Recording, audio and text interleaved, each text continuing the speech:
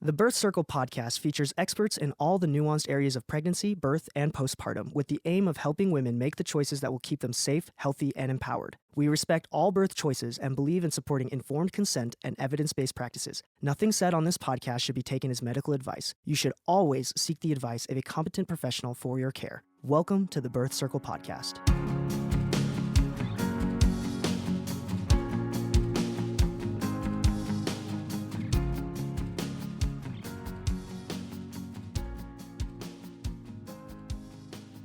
This is Sarah with Birth Circle, and today I am so excited to have Lorene Mah with me. And yes, thank you. And we're going to be talking about teething, and I am so excited because in the 2 years, most of what we talk about here, obviously, is birth and pregnancy. Yes. But there's postpartum stuff, and then when we talk about postpartum, there's breastfeeding and mental health, but we don't talk very much about the baby. But teething is a big deal. Oh, yes. Yeah. So I'm excited today to explore all the things about teething and some of the solutions that weren't around when I was a mom. Well, I'm still a mom, always a mom. But when I was having I know what you these mean. Yeah. drooly teething babies, It's changed a lot. Everything's changed. The technology's changed. It's really exciting. I mean, It is absolutely. I feel bad for our grandparents. I know. What did they do? Our grandmas, our grandpas were at work, but awesome. Okay. So tell us, how did you get into this? What's your background? Where the heck? I mean, you just wake up one day and you're like, I am going to have world domination in the teething industry. I got to talk about drooling babies for the rest of my life. No kidding. Well, it really just started like any mompreneur business. We needed a solution for our son. He was teething at 2 months, so it kind of took us by surprise. He was also he was a very tactile individual, so he needed, he's always touching things and feeling things and learning through touch, chewing everything. And it got to the point where, I had long hair before I started nursing him, and after losing handfuls of hair, I decided to cut it off. And I did that too. I had behind. Yeah, I get why parents do that or moms do that. What the babies that would like their comfort toys spinning mom's hair between their not sticky spinning. fingers. Mine was yanking. Their sweaty little the hands. harder the better. Yeah. Yeah. So it just started from that, and it got to the point where nursing was a bit difficult because he wasn't focusing on nursing itself. He was looking around, trying to touch things, grab things. And it became a little bit of an ordeal. And it got to the point where I'm like, there has to be something we can use. And so teething necklaces have been, like silicone teething necklaces anyway, have been around. But what we found was that, we wanted something that would go with our aesthetics, our style, our home, or what we wear. When you're wearing a teething necklaces, it's part of your outfit. And so what I found was, at the time, there was just a lot more primary colors, nothing monochrome or neutral or muted. I think at the time it was just coming out. Monochrome was becoming a thing. This was probably about 6 years ago. You guys probably remember. And I just wanted something simple, something classic with the function. Yeah, we dressed our babies in these crazy colors, these crazy outfits. But now the style really is dressing our babies more like little adults, like they have it's true. A more mature style. I hadn't thought about that, but that's it's changed so much. And, for me, it's just, I was always out and about, and I always had to have a teething necklace on. And so I just wanted to create something beautiful, something that would look great, or, maybe not even look like a teething necklaces. And actually, that's one of the comments we always got, is that I would not have known if you hadn't told me it was for your teething baby. Oh, okay. Okay. So these are necklaces that you're wearing. Yes. Oh, yeah. So you don't want to be wearing red, yellow, and blue. No, right? You don't want a beautiful outfit with, all the colors. I thought you meant of the the baby, like the binky. Okay. But let's back up. Your baby starts teething at 2 months. Like, what did you do to anger the gods to make that happen? Well, you know what? My first was really good with teething. It was very minimal symptoms. And I think that was just kind of the payback. Oh, got it. Okay. There we go. Okay. So at 2 months, so the teething is the needing to gnaw on, or what is it that? Yes. So they have sore gums, and, the teeth are emerging. It's, we won't remember it as adults, but you can just imagine. Well, I remember teething as a 12-year-old. There you go. With your adult teeth coming in and be true. Like, ah. It's not comfortable, right? And, as babies, they can't really say it. They just cry. And, you don't really know how to help them, but you basically you try anything you can. But at least we know with teething, when they're chewing on something, which is why you see babies always chewing on their hands or literally anything around them that they can pick up, whether it's keys or, whatever it is, their clothes, bibs, they'll pick up anything to chew. And the reason is it's giving them that comfort when it's like a physical comfort. So it's different from, like amber teething necklaces, for example. Silicone teething necklaces are a safe material that's not, that has a little bit of cushion. Yes. And it's not like a hard stone or right. Exactly. What did we do before silicone? I think we just let the babies chew on whatever, their hands and, keys or whatever you have on you or whatever they can grab. And it was just kind of one of those things that, there wasn't really much out there. And even from when I had my daughter, my firstborn, it's changed so much. Like we didn't have so many things that we have today. And same with my second. There was a lot more things now than we had when he was born. And so I think it's just evolving as we go. We're learning more. Well, we're getting less patient for things that don't work. We're like, okay, we're not living in the 21st century and we're still doing what? Letting our kids chew on our gross keys? Because you're right.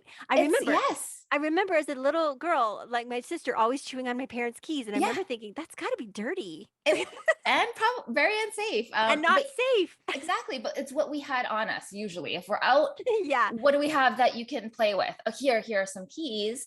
And, we don't necessarily give it to them for the intent to have them chew on it. No, but they do, them. Right? They just attraction marketing. They just put whatever they want in their mouth. Exactly. Yeah. And so this provides a solution. And the necklaces, then that's a pretty cool idea because then it's around your neck and it's not going to get dropped and you're not going to have to absolutely disinfect. It's clean and silicone itself is naturally antibacterial.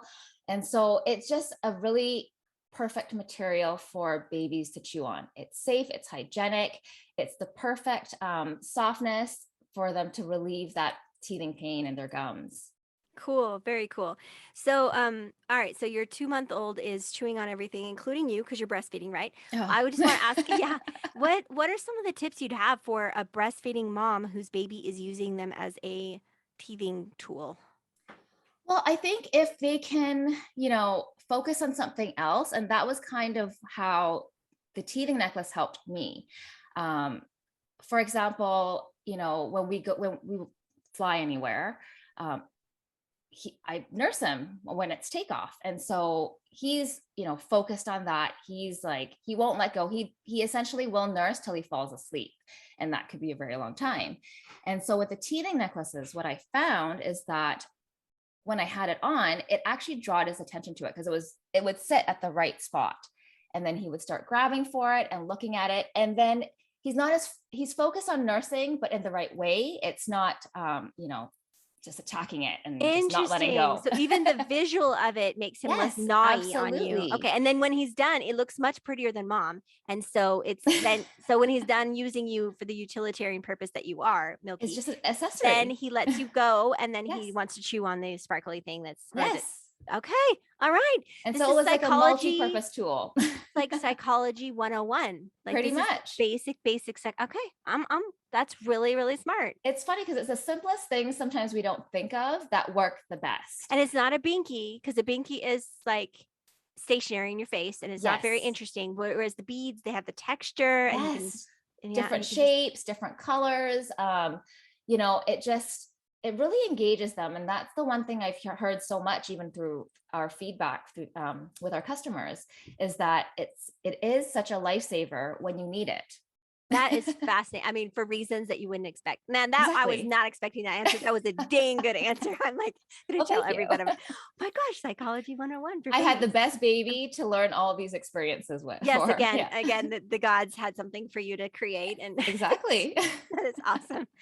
Cool. So then, how did you, so you have this baby and he's 9. Then what did you start making your own necklaces or did you buy the crazy colored ones? And I did go out. I was on a mission. I went out, tried to look for something that I thought would suit me while providing the function for him.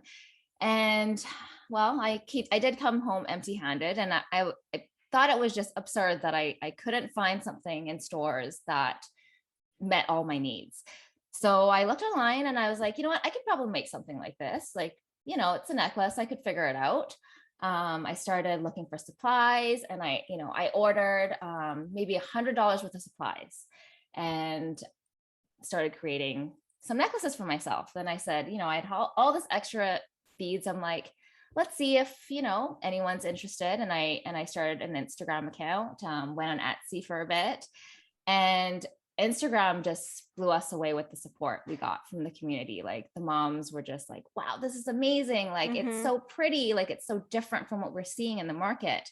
And literally at that moment, I knew that we had something. And I want to just insert a little plug here. It's so often that things that are made for us as moms are made in corporations and by decision makers that aren't on the ground. They're not having their nipples gnawed off No. by little tiny cute little sucker machines. Really, yeah. And so that's pretty, I mean, it's like, duh, hello. I mean, silicone's not a new thing. It's not. But it took a mom to go like, okay, I'm done with this, to then start figure a better solution. And then the rest of us are like, yeah, of course, duh. I know. And there's so many things in life. I mean, not even just relating to babies, but there's things where you're like, why didn't I think of that? That seems so obvious. But I just think I had that bad of a teething baby that I was desperate. I was desperate enough to find something that would work for us. And it just, it turns out what I needed was the same as what other moms needed. And that's kind of how it snowballed into where we are today. Awesome. Cool. Okay. So then you started with this $100 bag of beads, started putting it on Instagram, and then people are like, shut up, take my money. Where do I get one? Where do I get 5? Can I get 7? My sister's having a baby tomorrow. Can I get 20? Like, tell me the whole progression, because it's just really fascinating. Yeah. All the while you have a tiny still. Too. Well, because I still had a toddler running around. So that was kind of the another part of the story where my life was chaotic. But in terms of Instagram, we started just posting, us wearing the necklaces, or, the different creations we could make. And just kind of, it was more like, hey, look at this. Like, this is what we love. So it's almost like a creative outlet as well, too, right? It is. Saying they're matched with your outfit, so then you don't feel like a frumpy cow. Exactly. A milk cow. I mean, I just remember thinking, like, first I was a whale, then the baby came out, and now I'm a cow. Pretty much, yes. I always tell the kids, I'm like, you guys really just suck the life out of them. Like, it was, I mean, unless I think you've experienced it, you can't fully grasp how nursing can be, or even just, raising kids. So going back to the corporation thing, you really have to be in that space to really understand and really sympathize with the people who are buying your product. Yeah, exactly. Okay, so one more question before we go back to business. Do you think that this helps the nursing relationship? Like, does it help you nurse longer or more? Like, tell me how. Absolutely. Having supportive. Sorry, I keep cutting you off. Yeah, no, the supportive. Just tell me, like, I'm just really, really fascinated with this psychology 101 of this baby psychology. Like, even when they're not teething, like, tell me more about like having these tools help the breastfeeding. And also bottle feeding. Tell me just more about like how so for me, I mean, I'm speaking through my experience, and he, like I said, just could not really focus. He was focused on nursing, but he was also looking everywhere, touching everything, trying to grab everything. And it's just, it looks like he was having a seizure because he's trying to fail, like his arms are moving everywhere, and just it was a really difficult time nursing, let's just say. Yeah. And it got to the point where it was just so frustrating that, I didn't know what to do. And I'm like, okay, well, I guess that's just how he is. And actually, I didn't, at the time when I was looking for teething necklaces, I didn't actually realize how much of an impact it would make. So when I started wearing them, it was more for him when I was carrying him. He would, be able to chew on it and play with it instead of my face or my hair. But I noticed when I had it on, because I just had it on all the time, when I was nursing him, he actually started nursing better because he was more focused on the necklace, where he wasn't looking everywhere, grabbing everything. Right, he was just kind of, focused on me and the necklace. And it was such, it was a much better experience nursing him that way. Even, after nursing, he would still, play. He was just content. Like he just was a tactile individual. And that for him really, really worked for him. And in turn for me, because I wasn't So do you suffering. think you were able to have a longer breastfeeding relationship because of the necklaces? Well, the funny story with him is that I literally said, I'm probably going to nurse him till he's 20. Like he's never going to get off. How long did you nurse? How long? So he nursed till he was 1. So I don't know if it's because I said it and God's like, all right, then, well, let's just shake things up for you. But I remember saying it around the 12-month mark. And I was like, I don't know if he's ever going to get off. Like he requires this. Yeah. Well, you're tactile, right?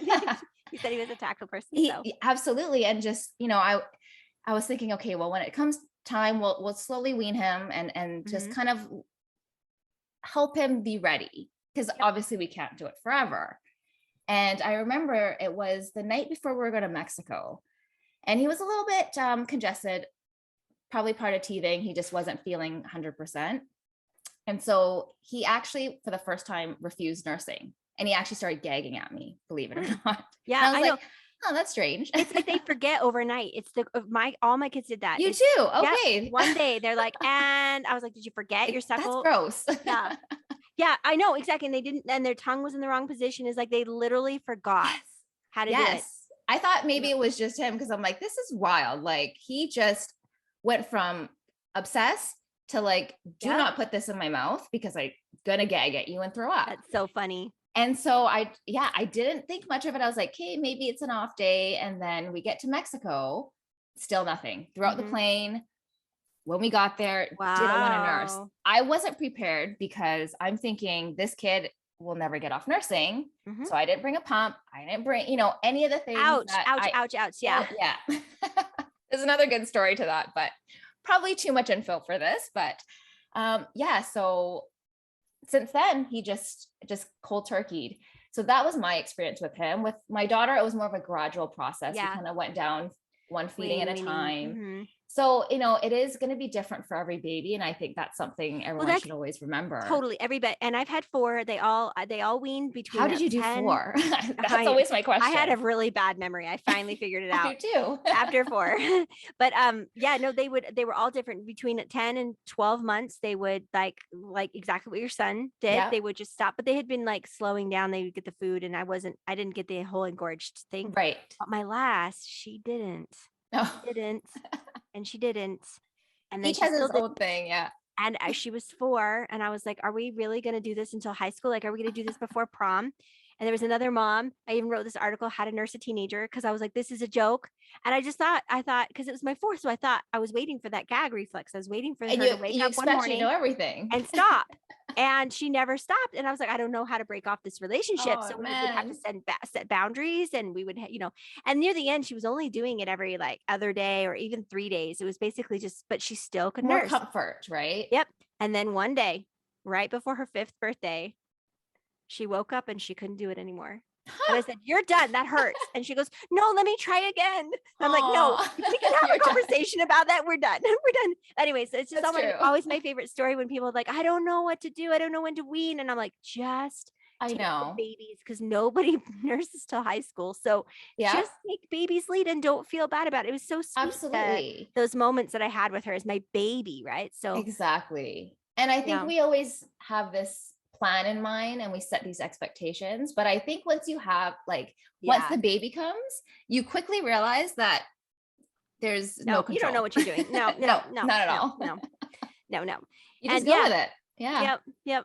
And I think I love that it feels like your branding and your messaging is all around like giving choices to the mom and making sure that she just has the tools she has to make the right decisions for her and her baby. Absolutely. And just to be honest, make life easier. I mean, that's kind of what I was looking for in a product. And then that's what we created. And it's just, there's so much going on, especially if it's the firstborn, like your first time mom, you really just, don't know what to expect. Even though I read everything possible, I researched everything. I thought, this is going to be a piece of cake. And no. No. Okay, so sorry, I just wanted to backtrack on the breastfeeding thing, but then back to the business. So did you start by making these yourself in your house, like I did, sewing yes. naps and Oh just starting yeah. selling them and on Instagram It and was this was not 6 nonstop. years ago. How many years ago was this? 6 years ago, it's 2015. So I was on mat leave, and I was just kind of at the end of it. And I just I think for me, I just always like to create. And Uh-huh. if I could do it myself, I'd like to try, even though maybe it's not, there's some things I've tried, like maybe painting or something that really didn't go anywhere, but I always like to try. Yeah. And it just happened, this just hit it out of the ballpark. And that's kind of, I think the main point is to always try and Yeah. create something if you can, but at the same time you have to be careful, because once we started really actually making this into a business, there's testing, there's all these things you have to do before, actually making a product and taking it to the market. Right. So it's, yeah. So your creative outlet ended up being a full-time business that you ship Yes. all over the world. But I love that your message is that, I mean, it's easy to lose yourself in motherhood. It's easy It to like is. lose lose your heart. And you're saying just even by making these beaded products that you were able to keep that creative outlet, that creative spirit alive. And I think that's what I needed, and I think, and maybe that's not for everyone, but for me, I can't sit still. I just never been like that since I No. was a kid. So I always had to be on the go doing 10 Yeah. things at one time. And that's kind of what brought me joy. And it just made me feel alive. And so, it was chaotic during, all this in the beginning. I had a toddler, I had, a baby that was nursing, teething, the whole works. So I was pretty much glued to them, Mhm. and work hours really revolved around them. Naps when they're sleeping. I mean, I think I probably got about 2 to 3 hours of sleep for the first 2 years of the business, just trying to make it work so I can be both mom and a business owner. Mhm. And that really is a struggle in itself, because you're not getting enough sleep. You're running on empty pretty Mhm. much all the time, and surviving on coffee. And I think really having a support team that's there for you is what really got me through it too. My husband, for example, works out of town every 2 weeks. So he's gone for 2 weeks, he's back for 2 weeks. So, my parents would come over, help with the kids so I can get some work done, things like that. And Mhm. it really, comes down to that as well. Like it's, we always want to think we can do it on our own, but if you want to do everything well, you do need a good support team Yeah, behind you you as totally well. do. You Yeah. totally do. Yeah. Yeah. So tell me about what are like the grades of silicone? I mean, can you just I'm gonna get really nerdy into your product here. Can you just like buy some silicone beads just anywhere? Or is it, I mean, silicone like glass? Like It's glass is it's glass. silica. So it's like, yeah. So basically you can get different grades of silicone. So most of the silicone out there you see will be things like in, for example, silicone bakeware. So you Yeah. see a lot of that, or silicone utensils. Mm-hmm. And then now, a lot of silicone baby products. The reason being is that it's very hygienic, safe. The material is great because it's durable. It doesn't break. It can They can't bite off a chunk and choke on it. no, not at all. I mean, in the beginning, I was like, let's really try this. And I'm trying to pull things up. It's unless you're the Hulk, It's like baby proof. It's finally we have a product that is yes. And it's good for heat, oh yeah. yeah, cold. If, your baby's having a more Oh, difficult you can put time, it in the put it in the fridge. fridge. Yes. And that Mm. cooling sensation helps relieve that pain. It's like numbing their gums, right? So Mm-hmm. there's so many great features about silicone. The only thing you would have to make sure is that it's food grade silicone. So there can be silicone grades that aren't food grade. In that case, you would not want to give that to Yeah, baby. that makes a lot of sense. But in terms Yes. of it's like glass. It's high quality just by being silicone. You just have Yes, to make the food safe. Awesome. exactly. So how about are there other like not just as far as the teething helping a teething baby, there's this silicone, but are there other remedies that you see people using a lot or that you like Yeah. to recommend? Of course. I mean, in the past, especially for our daughter, I remember at the time, I don't know if you remember, but amber necklaces were all the rage. Although it works very different from silicone teething necklaces. Silicone teething necklaces are more like a physical comfort. And amber necklaces are more like if you wear it, that gets absorbed and that helps. Like an energetic. Yes. So it's a different idea. And, you know, there's so many other ways you could probably, you know, use that you could probably do for your child. But for example, you know, probably when our parents were helping us, it's like a cold cloth that put it in the fridge or the freezer, things like that. But really what it comes down to is that, you know, is carrying a frozen towel or cold towel everywhere practical? No. You know, it comes down to that really. It's like, is it easy to use? Is it easy to travel with? Is it safe to use? Things like that. So while there's a lot of ways to do it. Yeah, I was gonna say, because I know there's gum cream. We used to use the gum stuff, but then there's a medication in that, and then it would make their tongue feel funny. So then it does, yes, because I've tried it. You know, before I give anything to the kids, I always put it on me, just to see what it's like. And yeah, there's all these different things. And I think the nice thing about, I guess, silicone is that, you know, you're not ingesting anything. Like nothing is being, you know, absorbed. It's a physical relief. So I think parents like that because, you know, as all parents do, we worry a lot. And, you know, well, is that safe for us to rub on their gums? Like, you know, whether it's the teething medication that you rub on or whatever it is, I think, you know, there's all these questions we have. But when it's something like silicone, where we know we can bake with it, I think everybody usually is familiar with that, even pre-baby. So I think, you know, that gives them a sense of comfort. It's like, oh, well, that's perfect. That's a perfect solution. It's safe. It's food grade. We can put it in the oven. It's the way to go. So one other thing, you've said it, but you kind of said it, but I want to just come right out and say, it sounds like this is an amazing sensory tool. Your son was you said he loved tactile things. Yes. How does this play into the cognitive development with children, like with ADD or with other like sensory processing? Yeah. You know, spectrum stuff. What do you think? Well, funny enough, for a while, actually, we thought Noah may have been on the spectrum. You know, we take him to the doctor, like the pediatrician. And at one point they're like, oh, you know, like how many words is he saying? Things like that. And you know, he was a little slower, but I didn't think much of it. I'm at the point I'm like, well, every kid kind of develops on their own time. Our daughter was kind of the opposite. She kind of was like a go-getter and just wanted to try everything. And she kind of did everything early. And so once we spoke to the doctor, we were like, okay, we're a little concerned. Maybe, you know, that's why he's so tactile. But, you know, we went for some testing and things like that. And he seemed to be fine, but just to watch out for it. Yeah. And I think, you know, in that sense, you know, let's say an autistic kid that is tactile would benefit from this. So there is actually another, I mean, it's the same product really, but it's classified as sensory necklaces for children that need tactile stimulation. Can I have one? Absolutely. I'll send you some right after this. I remember, I went to Catholic school as a kid, and I just remember you're not supposed to wear the rosary like a necklace. Yes. But I liked I liked it because it is every bead that you counted, you know, and absolutely. I was like, so looking back, my son actually likes wearing it too. Funny that you just said that. That was my teething necklace, is my rosary. The nuns would be like, take it off. And I'm like, I'm sorry. Yeah. And I think just, you know, I think we're more aware of this as, you know, time goes on.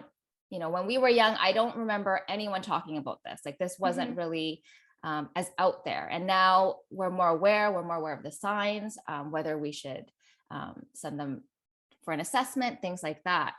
And, you know, we've had in the beginning, a lot of customers that would ask us like, hey, could you make something for our older daughter? I know she's not a teething baby, but she would really benefit from this, because we've had children that, you know, chew on zippers or their clothing or their hair. Yes. And we actually did early on work with a clothing company who bought our necklaces, tailored for older children who always need to chew on something or play with something. So it is really, not just limited to babies. Oh my gosh, I love that. Yeah. And so, we focus on babies because, at least we let you know early on that, hey, this is for babies, but we've definitely seen a progression of older children using it too. And adults, I'm not joking, maybe I'll get one, but because you're saying that you tried to bite them in half and you can't. So they're fine for developed teeth, for adult teeth. And if you got to have something in your mouth, chewing funny on enough, we've had I wonder, that and too. it probably doesn't wear down your teeth, and it doesn't like gum. It has chemicals and stuff. There's no interesting. Exactly. It's actually really satisfying. Like I didn't expect that because I'm like, okay, I get it for the babies. And when I started kind of like, I'm like, I get why they like it. I'm like a super tactile person too. And you're making me like, I'm drooling. I'm just thinking about like chewing these beads and I'm like, oh, that sounds like so relaxing. Yes. Sometimes it could be, you've got the weighted blankets. Yeah. It's just like a stress ball, right? So it's kind of the similar thing. And I think we find comfort in that. Yeah. And so it's no wonder that babies feel the same way. And it just that they can't vocalize that to us. And so I think when parents try these products, they're usually blown away because they're like, I really didn't know if that was going to really do anything. But, if it can work for adults and it works for older children, I mean, it would apply to babies as well, if not more. Yeah. Fascinating. Yeah. Okay. So when did you ever feel in the development of your business that you were in over your head that, oh my gosh, am I just losing my children's childhood while I'm just, what? And I think it'd be unfair for me to just list one time. I think it's almost all the time. You're spreading yourself. I mean, you would know, right?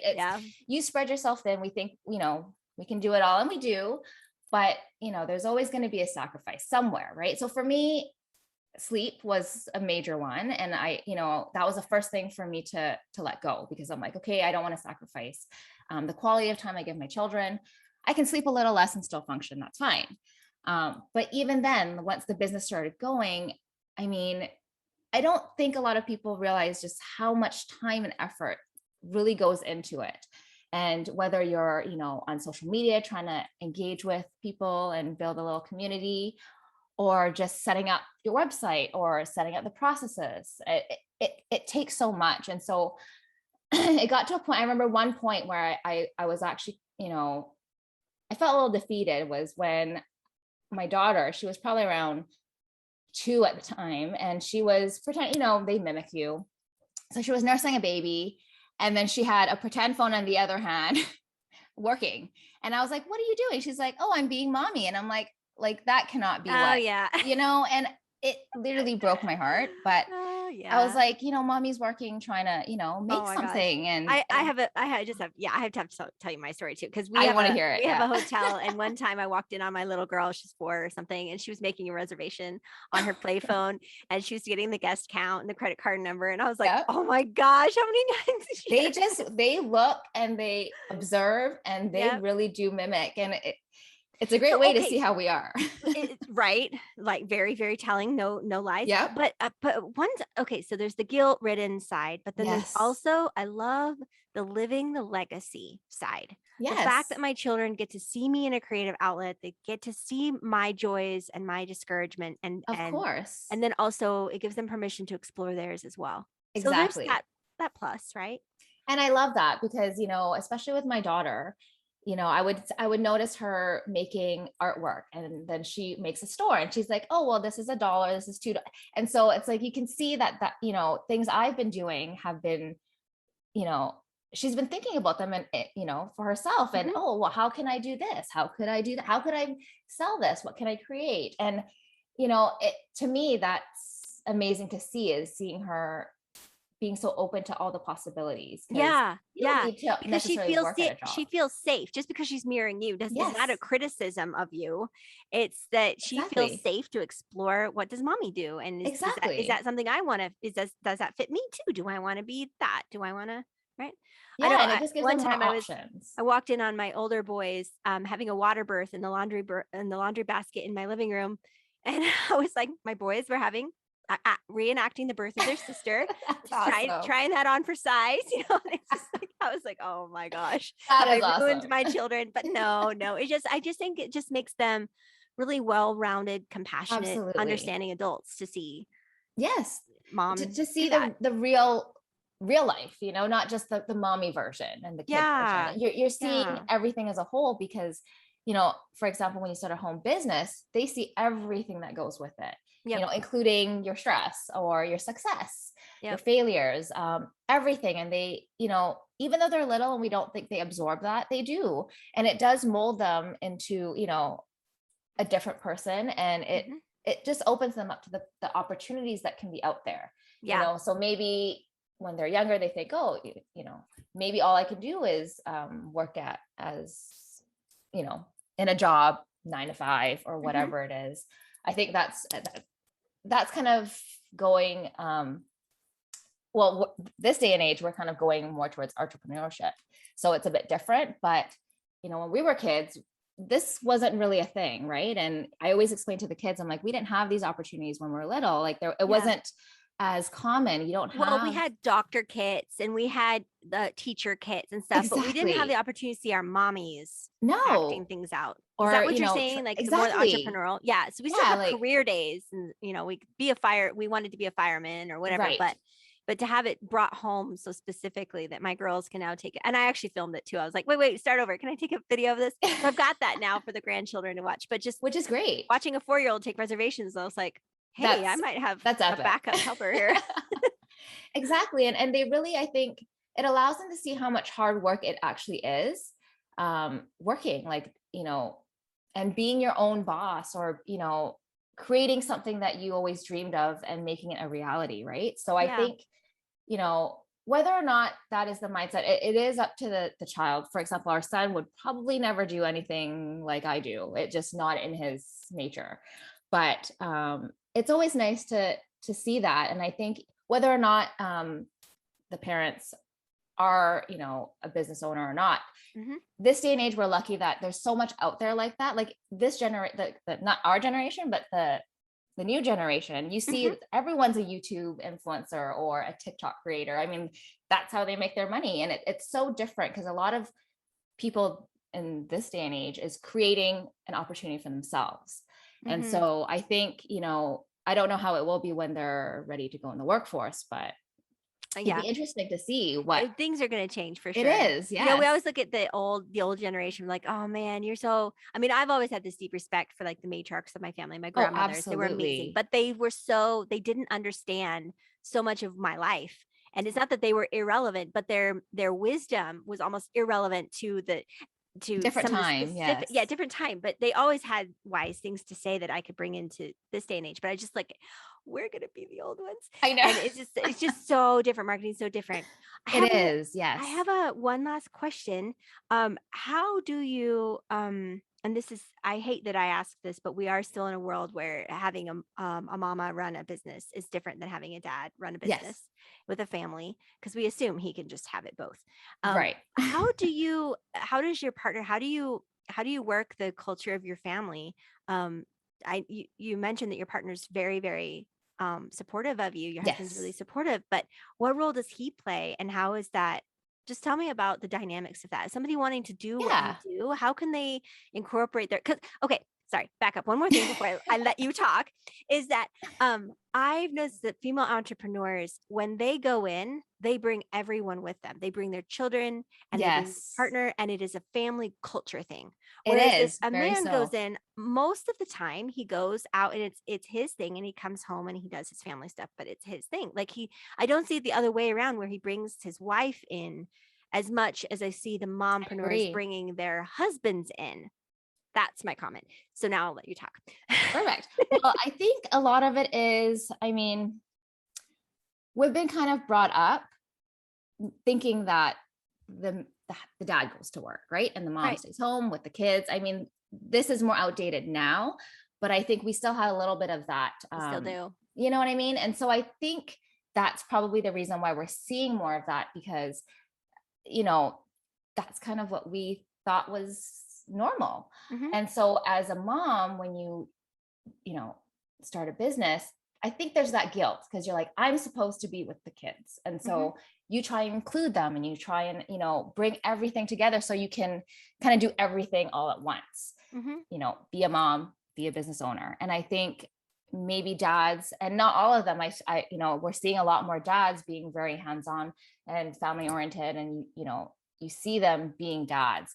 But I think it's just a stigma that goes along with it, to be honest. It's just, we're not sure how to handle that guilt. So we want to just try and include the family as much as we can. So it's like a family thing versus just do you think individual. It's the guilt, or do you think it's just the way we operate? A little bit of both, I think. Okay. I think, for me anyway, the guilt was a big one. I wanted to be there home with the kids. I also wanted to create this thing I had envisioned.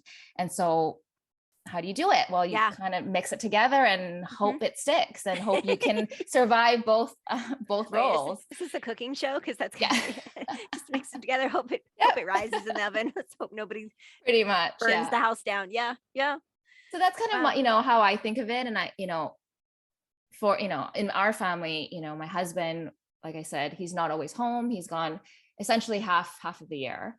But when he's home, he's hands-on. He's with the kids. He's, doing what he can, whatever he can to assist. And then, obviously as the mom role, you can't, my kids never took the bottle. I don't know why. I tried every single bottle in the world. They just wanted the real deal. Yeah. I had two like that. I'm like, this is really it's hard because you literally couldn't go anywhere without them. No, it was my last two too. So I had a career built up and I was like, guys, what now? This isn't working for me. I know this is working for you, but it's not working for me. And you can't force it. And that's the thing. You have zero control. As I say, everybody has, like, I have zero judgment of parenting. I don't. Me too. Because they come out the way they're going to be. Yep. And there's some nurture there, the little bit of nurture. Yeah. But I think what you nurture is what's already there. You don't. Absolutely. You can't change someone the way they're born. Absolutely. And, you have to realize that each baby or each kid is an individual, and you have to have different tools in how you foster their growth. Right. So, that's why I always say it's not a cookie cut answer when it comes to kids. It really is based on experience and, what works for you might not work for someone else. And it's just hearing all these stories that I think it helps you prepare. And I think a lot more people are really talking about their experience, and it really allows other parents, new parents, to really then get a grasp of what it is like after birth. Because there's a lot of talk about pregnancy and everything leading up to the birth.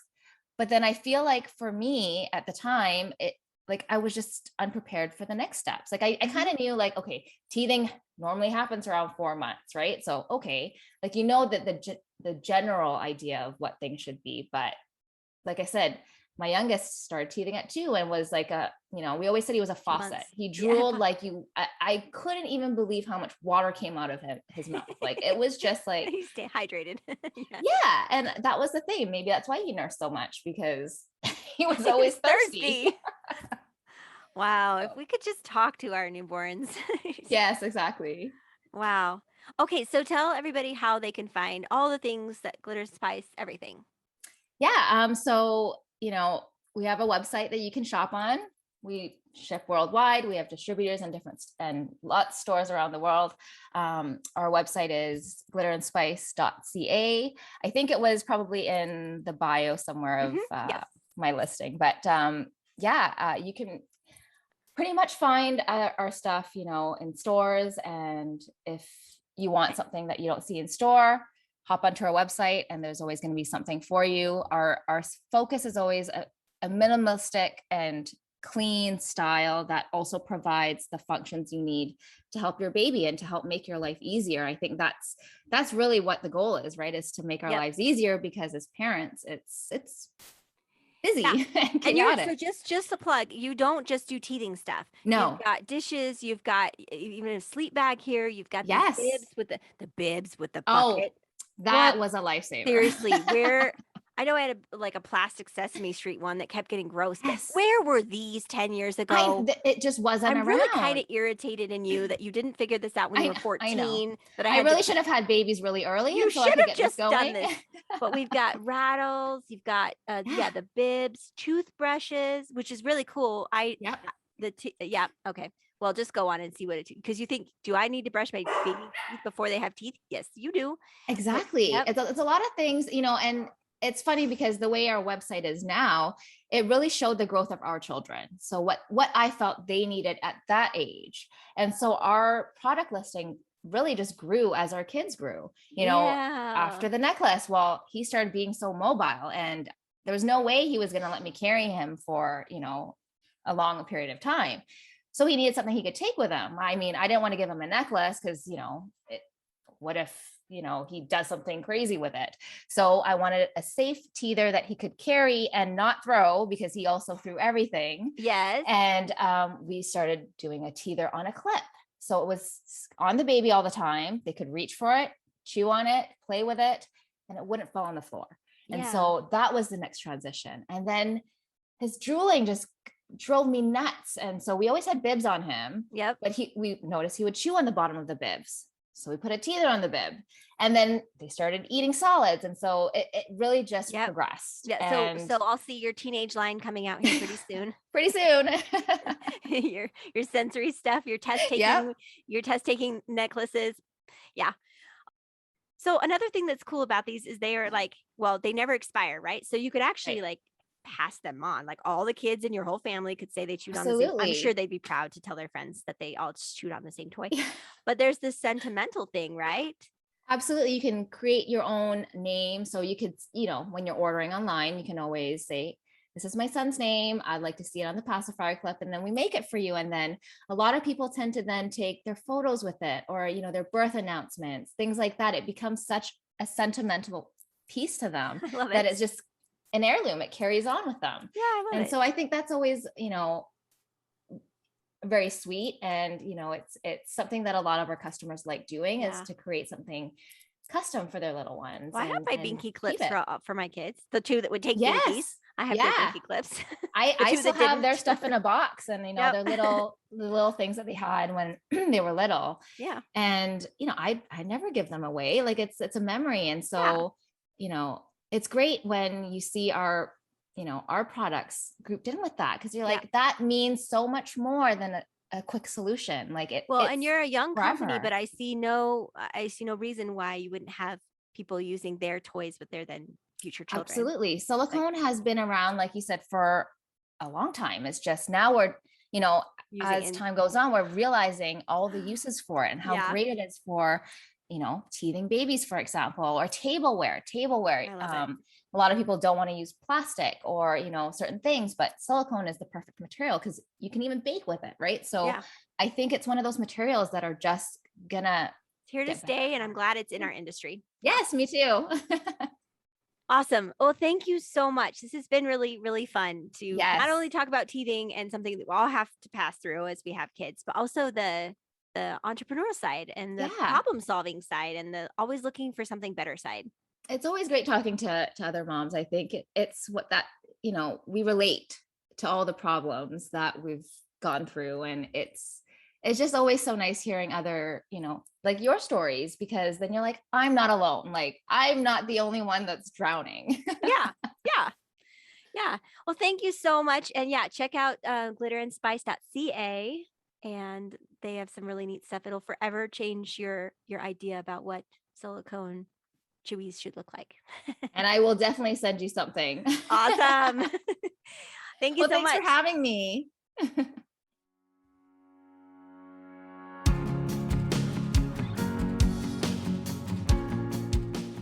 Please visit us at birthcircle.com, join our Facebook groups, or find us on Instagram and Pinterest. We hope you'll use our resources to support your birthing experience.